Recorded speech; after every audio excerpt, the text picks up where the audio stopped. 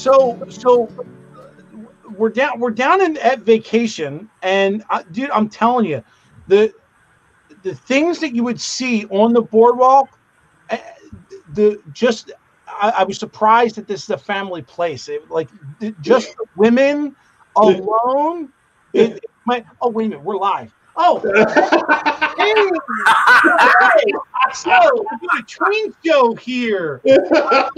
All right, welcome to the train build here with the train guys. Over here to my left, your right is our good friend. Yeah, I'll think of your name in a minute. Hang on a second. Grandpa Rail. Oh, look, it's right there in green. Grandpa Rail, also known as JD or John Dilly. And right here, down below me, is our good friend, our Sunday prankster, Ray Boebel.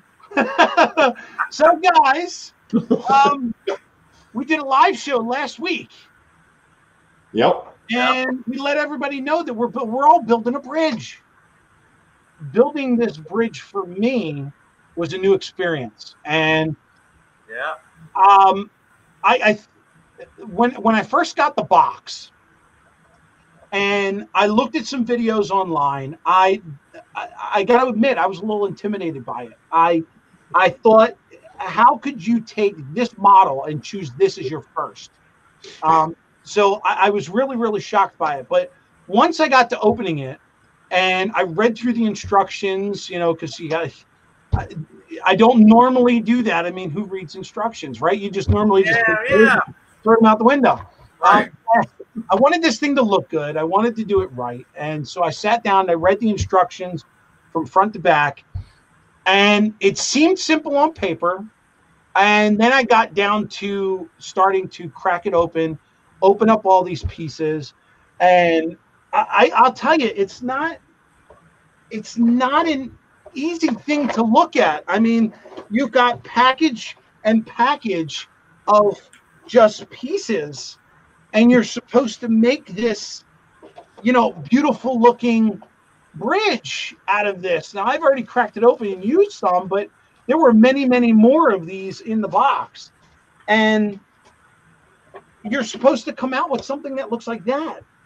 And in my wildest dreams, I might. But I got to admit, guys, not having an experience with this, I think I did pretty well, at least for the first part. I actually have what I built here that I wanted to show you guys just to catch you up on what I've been doing. The first part of the instructions is all about building the bottom floor assembly, which, if I can find the page here, is supposed to end up looking like that. So that's the floor assembly when you get done part one. And I got to admit, when I first started taking apart the pieces off of the sprues, because I have the bigger bridge, not that size matters, don't get me wrong. Yeah. You had to bring up the size, didn't you? I'm sorry. This kind of came out. We can't take him anywhere. Yours. So just to refresh the guys at home, we're building the center. No, what is it here? Let me get the official name. It's the Central Valley Model Works Parker Hybrid Truss Bridge, and both Ray and JD are building the single track one, and I've got the double track one. Mine is a 200-foot scale bridge. I'm not sure how big is your guy. Yours 150. 150. All right, so mine's got a on the bottom. It's got a double bridge deck, and so when I started piecing all these things together. And again, this is the first time that I've ever glued any kind of model, anything. I was surprised how easy it was. And I say that, knock on wood, because I know what's coming. And that's the part that scares me the most. Yeah, the next two steps, I think, are going to be painful. But yeah, it started out all in small pieces. None of this was like prefabricated at all. So it starts out with these interlocking pieces, these girders here, as one piece, and then there's these splices that go in the middle, and then that's what your interlacing pieces are glued to. So you have to build it basically section by section, and then right down the middle there's actually a metal bar, which gives it rigidity and stability, so the thing doesn't waver. And then, of course, on the bottom for cosmetics, you've got your cross bracing. But I mean, honestly, where I'm going to put this thing, I don't think there's going to be many people. It's only going to be like 42 inches off the ground, so I don't think anybody's going to actually get under there and look at it. Yeah. Laying in the ground. I mean, if you touch my trains, I'll knock you out, and you might end up there anyway. So. That, or who knows? Maybe one Friday night there'll be a couple beers in the fridge, and I'll end up on the floor anyway. So you may see this at some point. Special water towers, huh? yeah, a couple water towers, and that'll be the end of that. I was very thankful. One of the things that I got in my set was a full cross section of the actual bridge. Yeah, I'm jealous. Yeah, really. So this top part here, this is that exact model. And when I was going through the box, when I opened it up, I did open this up and I kind of looked at it and I was like, oh yeah, that's cool. And I just set it aside and didn't think about it. And then when I got to this section of doing these X's, I thought to myself, like, I don't understand how I'm supposed to put these together, because I know if I just start gluing them freehand, some of them are going to be straight, some of them are going to be like this, and other ones are going to be like this, and none of it was going to fit. So when I went back on YouTube and I started looking at how other people built this bridge, they were all referencing this template that they had on their instructions.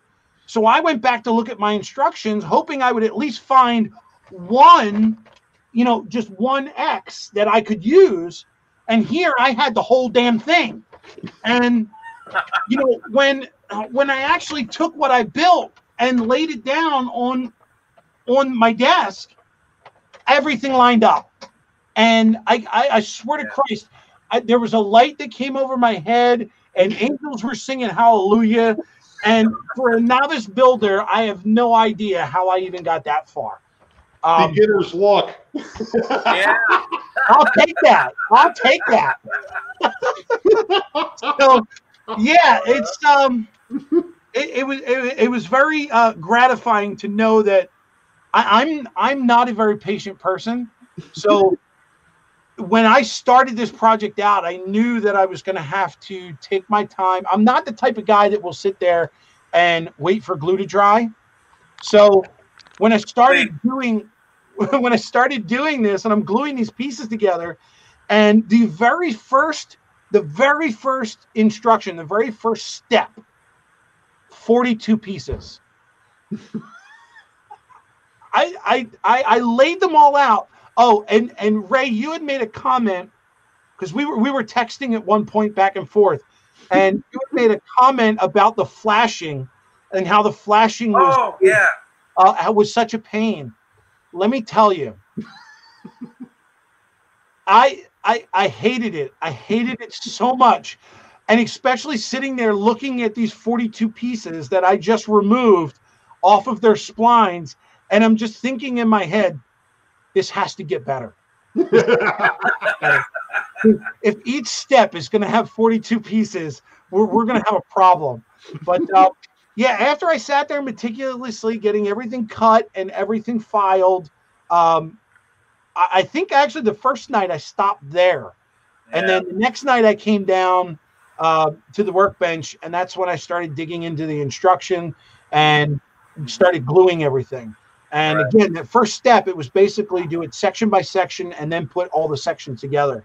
There were, I got to admit, there were a couple steps that I missed that I clearly didn't pay attention to.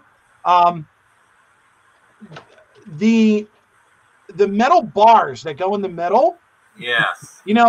I missed that step that I found later that said, hey, you should grind these end pieces round so they slide through easier.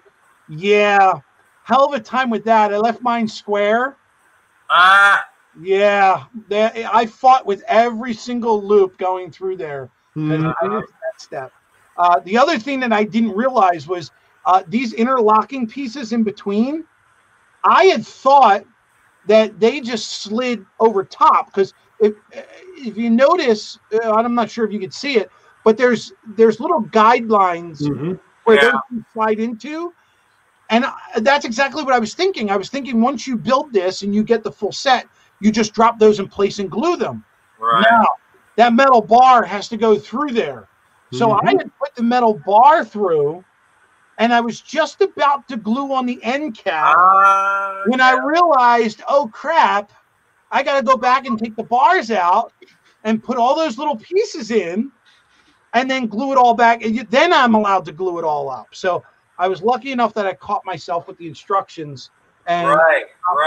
So where you're going to have to pay close attention is when you're doing the inverters. Yeah. Yeah, So you got to make sure you set them down on that template, and I've already read the instructions twice, and I'm pretty sure I'm going to do it another 2 times. And I've got my template here, and I'm going to follow each one.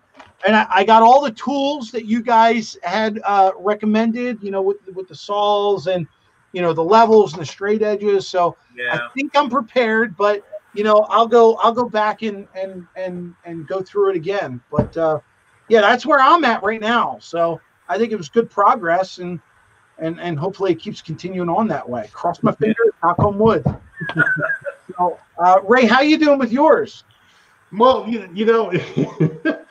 it was funny. I went ahead and I read the instructions as well a couple of times. And of course, to let everybody know, I appreciate the vote of confidence there, Rick. Even though I've been in and out of the hobby for 40 years, I've built very few models. I'll admit, when I was younger, I used to build model trucks and model cars and model ships. And, but the thing of it is usually what you do is you end up building them and you throw them across the room and watch them blow apart. So I don't have any of that stuff anymore. But, I like I said, I knew I had when my father-in-law passed away a couple years ago, I had scrounged through his stuff because he had, pardon me, but he was a bit of a pack rat. And he had tools that it's like, what in the heck would you ever use this for? Well, I found uses for it when I started building the bridge. Yeah. And unlike Rick, one of the things that I found with mine was my cross members didn't exactly end up exactly where they were supposed to. So what I ended up doing is they are only tacked in the middle here so that they can actually kind of shift back and forth to get lined up. Now, where this is going to end up is going to be kind of a nice thing. If I can get one of these sides to line up perfectly, I'm not worried about the backside because nobody's ever going to see it. Right. Because where it's going to be is on the gorge.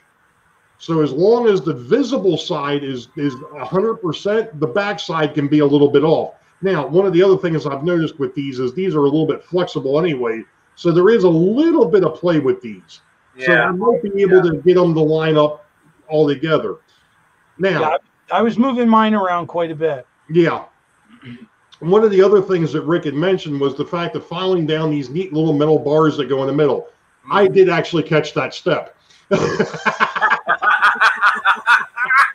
However, for this middle joist, the one that's dead center on this bridge, and if I go ahead and take this out, there's 1, 2, 3, 4, 5. You don't count the ends because they go on after. So this middle one, you've got both bars that have to go through it. Right. And these ones to either side, both bars have to go through. Yeah. So one of the issues that I had with this thing was I was good until I got to that point. And then all of a sudden it bound up on me. And I'm like, what is going on here? Well, I went back and reread the instructions, and part of the instructions actually says you may have to take a hobby knife and make the hole a little bigger. Oh, well, now you tell me after I've gone ahead and gotten the thing all the way in there.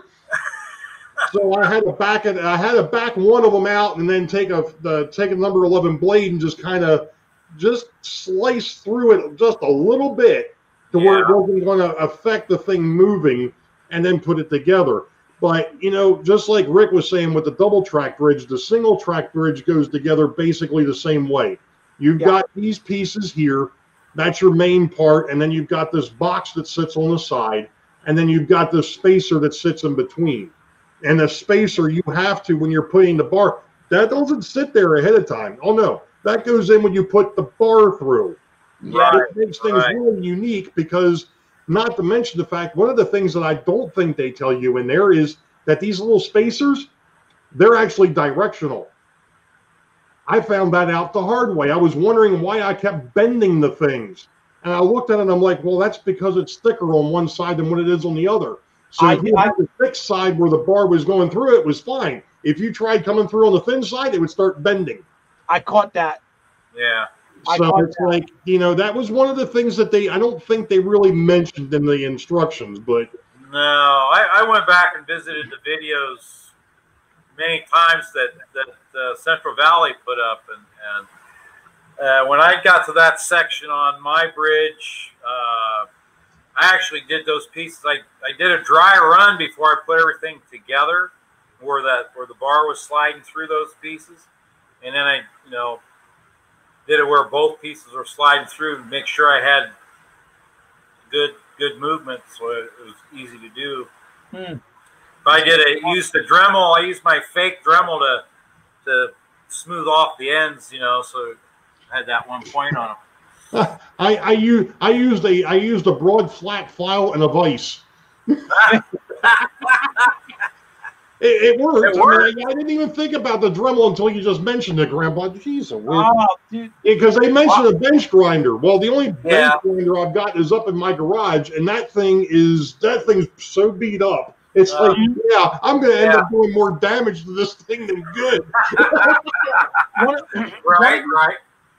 One of the issues I had with those bars, which I didn't think was going to be relevant, but when my bars were in the box, just as, you know, steel, they had a little bit of a curve to it. So when I started feeding them through there, I didn't think it was going to be an issue. I'm thinking with all that bracing, the bars are going to straighten out. Well, it started bending the entire structure. So when I got the one bar in, my entire structure was in a bow.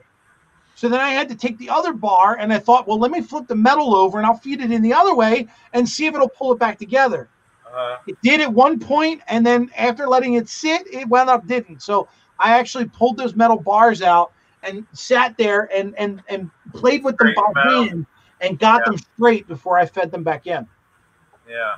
And that's nowhere in the instructions. Those are things you find out as you're assembling it. Yeah. You know? Like, wait a minute. They have no reference to this at all, you know. But the other thing that I noticed is there are a lot of helpful points on the bridge. Like I'm going to call them guide pieces where stuff is supposed to go. It really helps you out along the way. But what I found most difficult was, especially with that very first part where I was left with 42 pieces on the table, I had to actually go back after I got everything cut off and I was getting ready to file everything. I had to go back and look at both the instruction and the sprues and find out which nubs I was actually supposed to remove and which one was like a helpful, you know, little guidepost that I was supposed to keep. Because without those, the rest of the build is going to just, you know, line up, you know, crappy. But that was another thing that I had to keep in mind when I was doing that. And again, sitting there filing those 42 pieces. Yeah.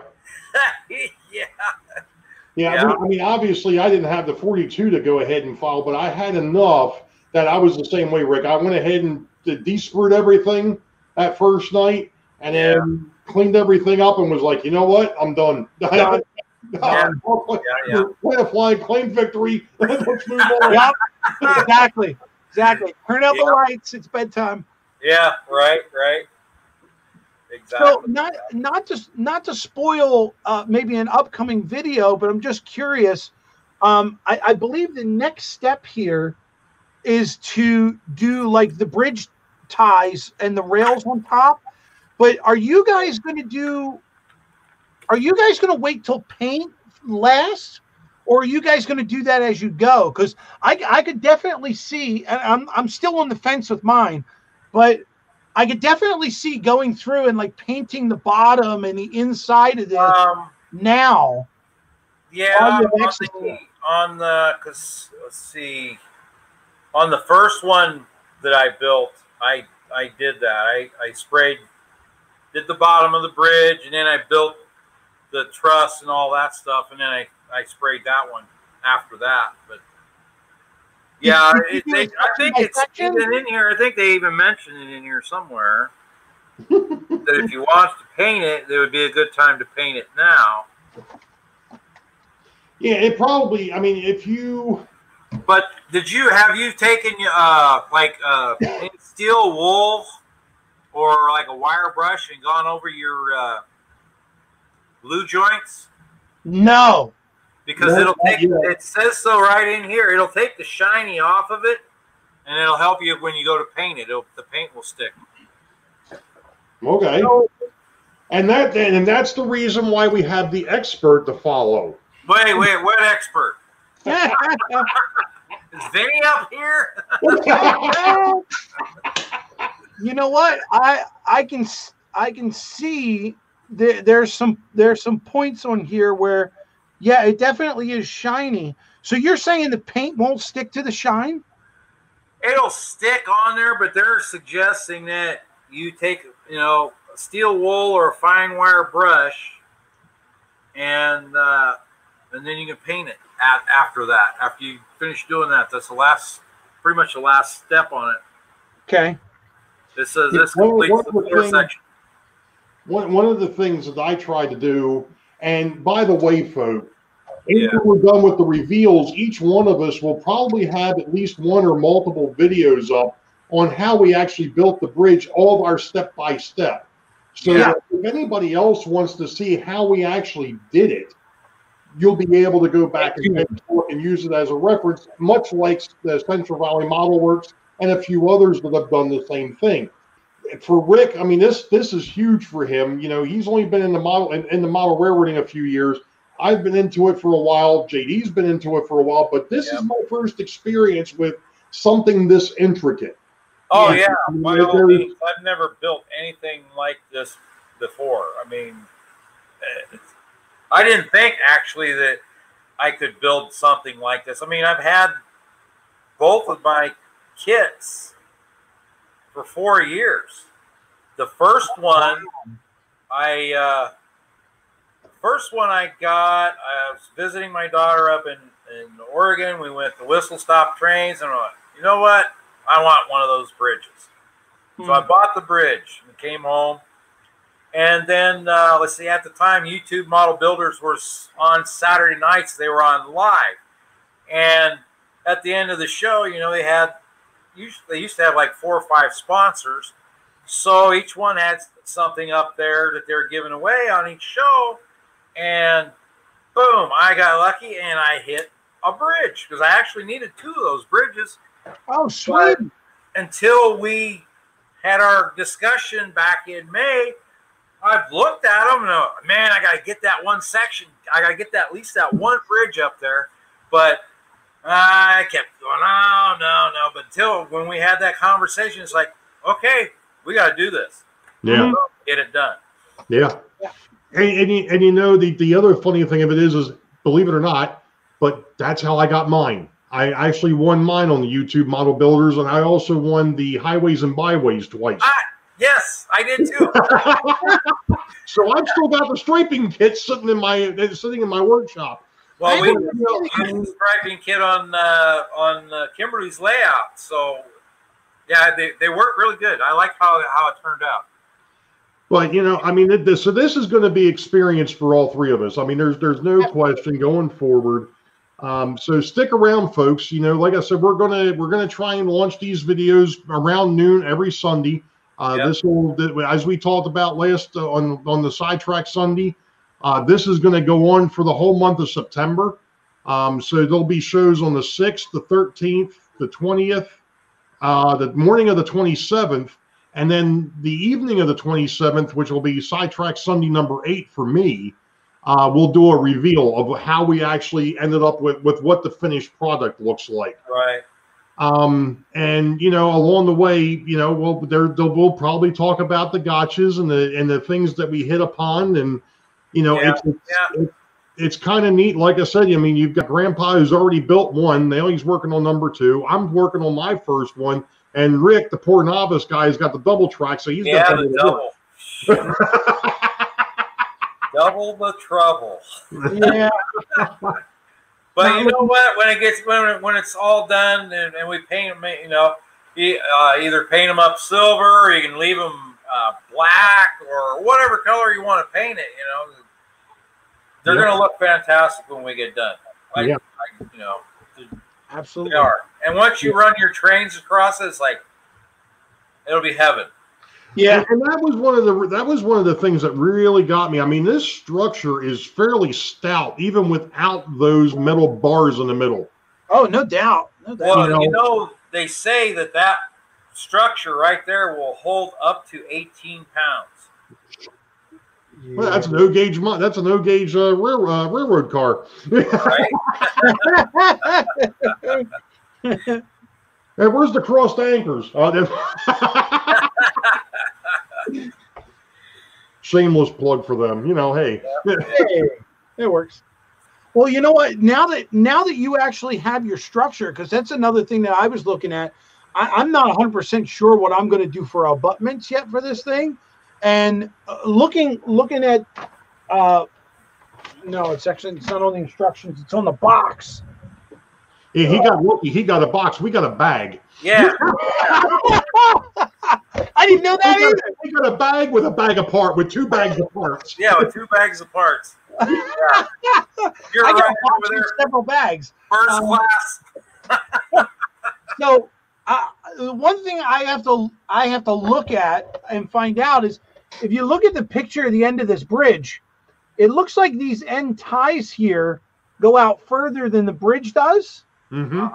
And I'm not sure if the abutments are supposed to sit under that, or if they're supposed to sit under the actual deck. I would imagine it's the deck, but no. They'll be right at the ends. They'll have. Look at me trying to put on your picture there. Here, right over here. Shoes. There's little shoes, tiny shoes you'll put on there, on each corner. Is where the bridge shoes will go, and then they'll set down on the abutment. Okay, because I didn't see on CVM's website. I didn't see anything that they sold that were like abutments. So, the first abutments I got the Walthers, and they're fairly tall, and you can cut them down, you know. And then it comes with 3 different heights of the smaller pier that sets on the one. So you got a short one, a medium one, and a taller one, so you can work your stuff out and get it all leveled out. Yeah, what I'm actually thinking about doing with mine, because of the fact that the bridge abutments, quote unquote, would be a part of the scenery. Yeah. I'm actually thinking about modifying old Atlas bridge pier set pieces to sit up underneath of mine.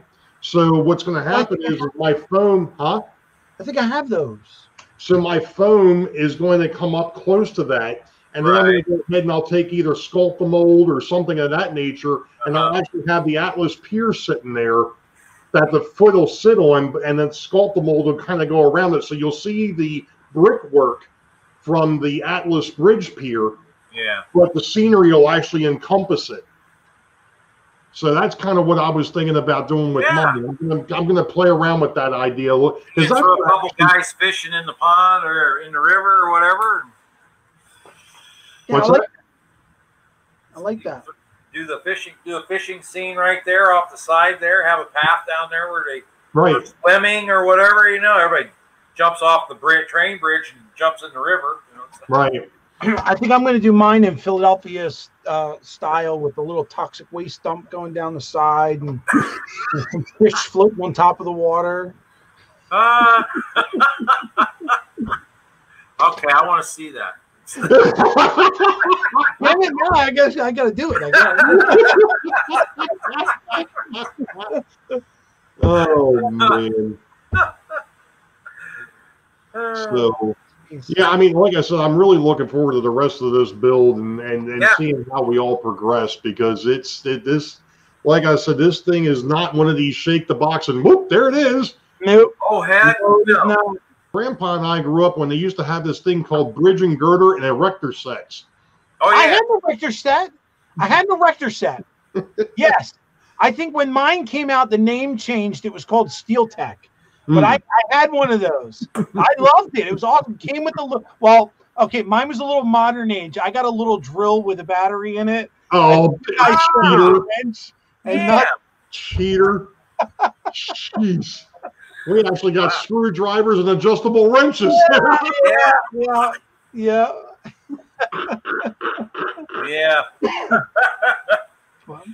So all right. So I think we covered each other's bridge, and you guys you seem to know what you're doing, and your bridge looks great. I know JD, yours is still in the workbench, so I can't wait to see what you come up with. Yeah, I'll show you some good stuff next week. Yeah. Just so everybody knows, JD is a little bit behind. He had a little bit of an accident with one of his fingers, so he's a little handicapped. Sparky already knows which finger that is. And no, he didn't hurt it doing the bridge. It was before he started on the bridge. Yeah, that's right. But I mean, this is going to be a blast, guys. Of course, we were saying that back in May. And looking at what we've got even on the first week, I mean, this is awesome. And this is awesome. It has definitely been a journey. It's been a hell of a week. I had a lot of fun with this thing. Yeah. Yes. I'm pretty sure there's going to be a lot of frustration coming up too, but I'm willing to stick it out. No frustration. You walk away. We'll walk away. Drink a beer, whatever, Sounds good. With that being said, I don't want to keep our viewers tied up for too long, and I know they're probably tired of watching our lips go, back and forth anyway. Why don't we end this episode here, and we'll pick up next week, and I believe we're going to be on Ray's channel. That's correct. Right, for episode 2, right, where you're going to see how we do the bridge ties and the rails and get that attached to the structure, because technically at that point we could hook up rails and actually run a train, but run a train on it. Yeah. I don't want to get anybody too excited. Hey, we just want to thank everybody for sticking in there with us. We know this went a little long, and we hope to see you next week again over on Ray's channel. Will be episode 2, so tune in there. Sunday noon. Yep. You'll see same bat channel, same bat time, different bat channel. There you go. Hey, it will be a recorded episode. We're not gonna go live again until the actual reveal, which will be in 4 weeks. Yeah, so, we figured it would just be too much. Yeah, so we will see you guys all next week, 12 o'clock Eastern Standard Time on Sunday. Until then, we'll see you. Take it easy, folks.